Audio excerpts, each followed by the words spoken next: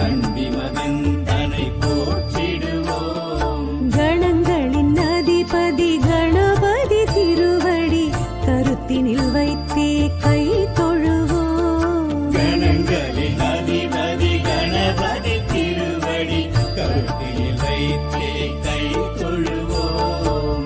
ஐந்து கரத்தனை ஆனை முகத்தனை நந்தி மகன் தனை போற்றிடுவோம்.